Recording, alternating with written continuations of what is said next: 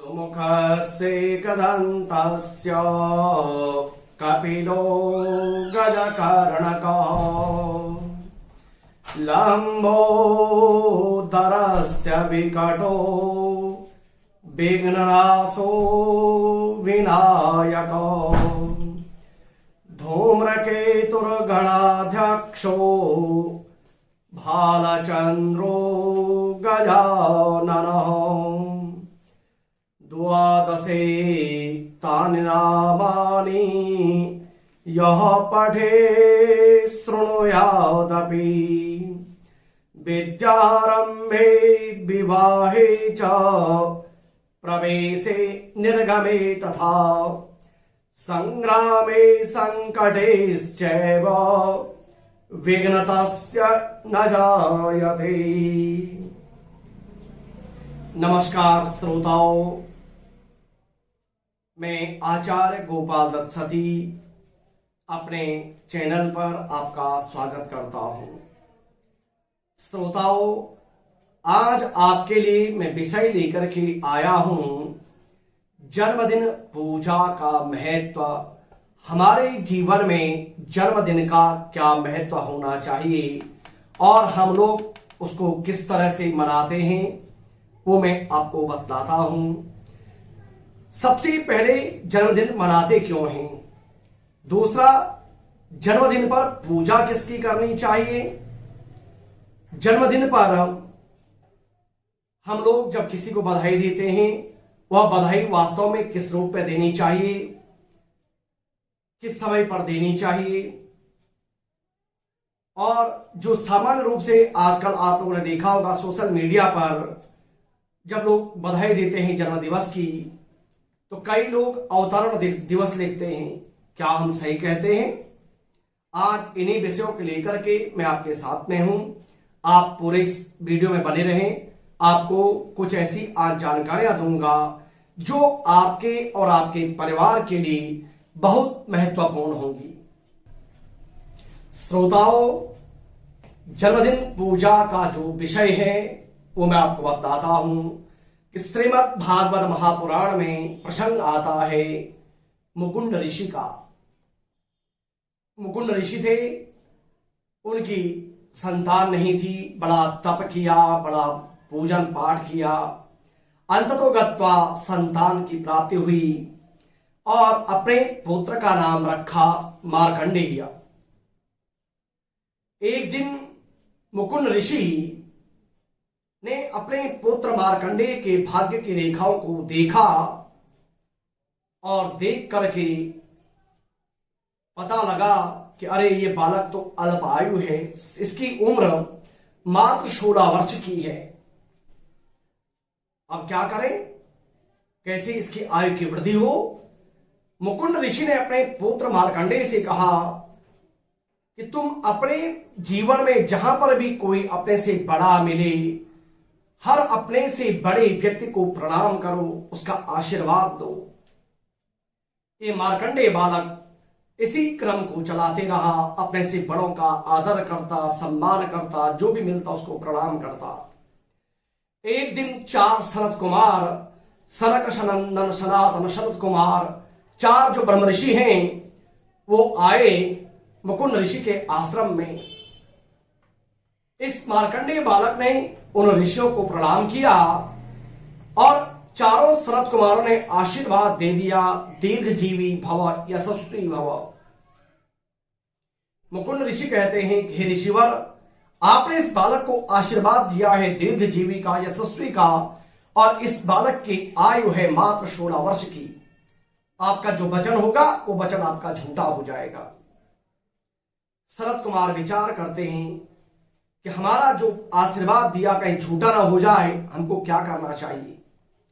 चारों के चारों सनत कुमार उस मार्कंडेय बालक को लेकर के जाते हैं ब्रह्मा जी के पास। चारों संत कुमारों ने प्रणाम किया, मार्कंडेय ने भी प्रणाम किया और ब्रह्मा जी ने भी आशीर्वाद दे दिया दीर्घजीवी भव, यशस्वी भव का।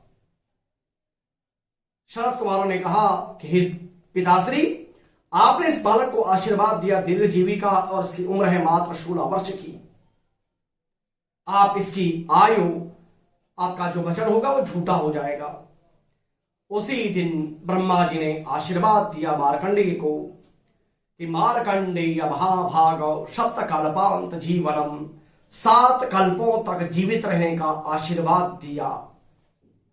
और साथ साथ ने जो अवस्था दी वह हमेशा युवा अवस्था, 16 वर्ष की 25 वर्ष के बीच की ऐसे युवा पुरुष के रूप में सप्तकल्प जीवित रहे मार्कंडेय ऋषि अपने से बड़ों का आशीर्वाद लेकर के।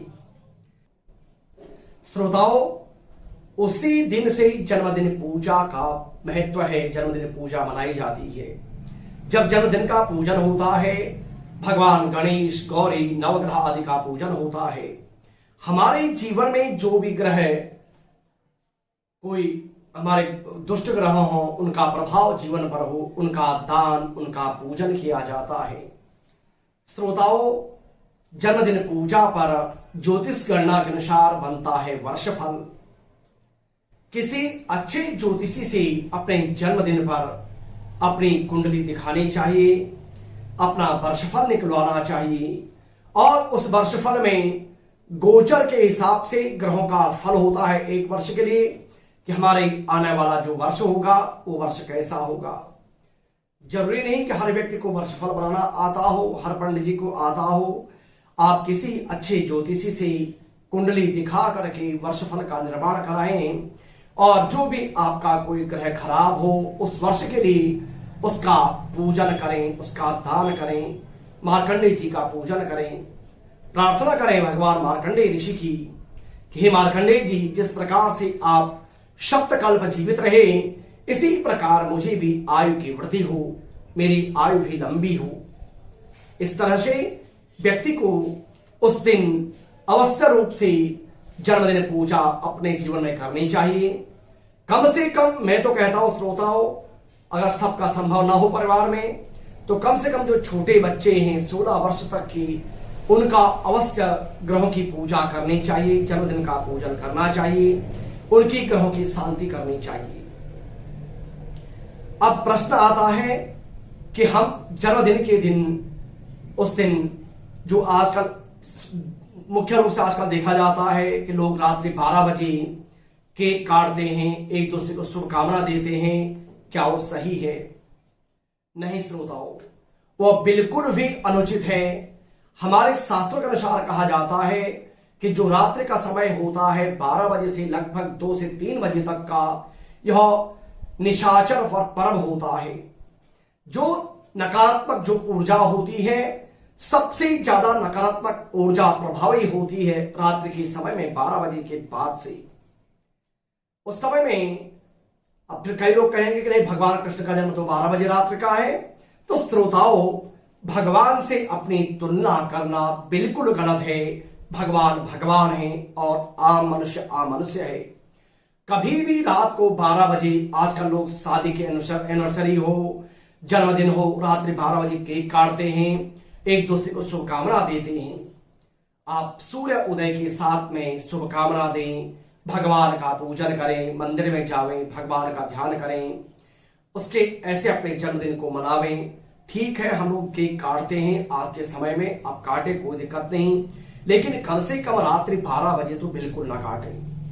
जब केक काटें उसमें आप लोग मोमबत्ती लगाते हो, जलाते हो, फिर बुझा देते हो, तो कृपया ऐसा मैं हाथ जोड़ करके आपसे निवेदन करता हूं, आप लोग ऐसा ना करें। हमारे शास्त्र में दीपक को जलाना सबसे अशुभ माना जाता है, बुझाना।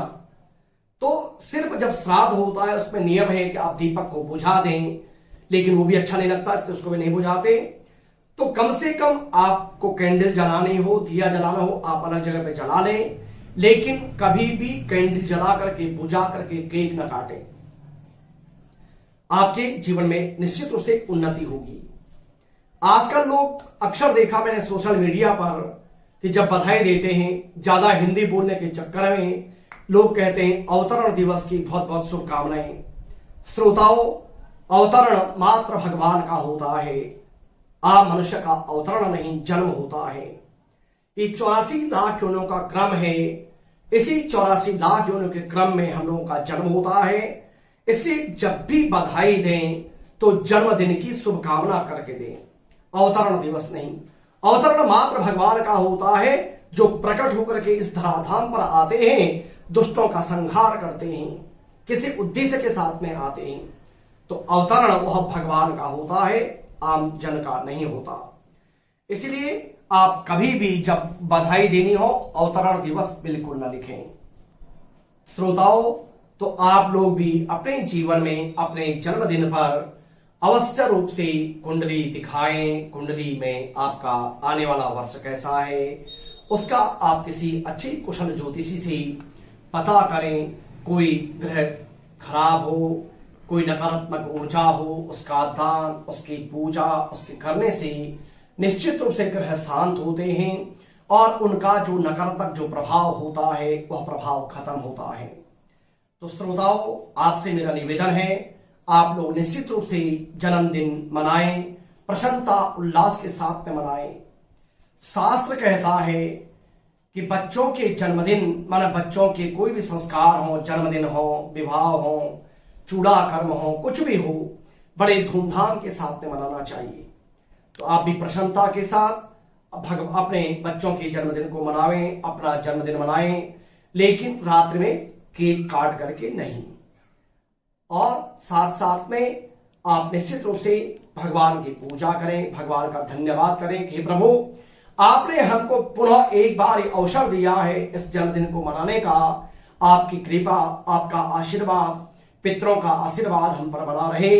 निश्चित रूप से अगर आप ऐसा करते हो आपको अपने जीवन में मिलेगी आनंद की अनुभूति। तो श्रोताओं, आप मनाएं अपना जीवन जन्मदिन जैसा मैंने आपको बताया, पूजा करके, पाठ करके, ग्रहों की शांति के साथ में मार्कंडेय भगवान का ध्यान करके, उनका पूजन करके, मार्कंडेय महाभागो सप्तकल्पांत जीवनम, हे मार्कंडेय ऋषि, जिस प्रकार आप सप्तकल्पों तक जीवित रहे इसी प्रकार मेरा जीवन भी उत्तरोत्तर वृद्धि की ओर हो, मैं सदा स्वस्थ रहूं। भगवान से प्रार्थना करें, अपने जन्मदिन को मनावें और उसके साथ साथ में भगवान का अवश्य करें धन्यवाद। श्रोताओं, फिर किसी नए विषय के साथ में आपसे पुनः होगी मुलाकात। अगर आपने चैनल को अभी तक सब्सक्राइब नहीं किया है, आप चैनल को करें सब्सक्राइब, अपने अन्य इष्ट मित्रों को भी वीडियो भेजें जिससे वो लोग भी अपने बच्चों की अपने जन्मदिन आदि इसी प्रकार से मना सकें। और उसके साथ साथ में आप ट्विटर पर, फेसबुक पर, इंस्टाग्राम पर भी आप मुझसे जुड़ सकते हैं और किसी विषय में आपको जानना हो, जिज्ञासा हो, आप उसके बारे में कमेंट में लिखें। प्रयास करूंगा मैं उसके बारे में आपको बताने का। तो श्रोताओं, फिर मिलते हैं एक नए विषय के साथ। तब तक के श्रोताओं, नमस्कार।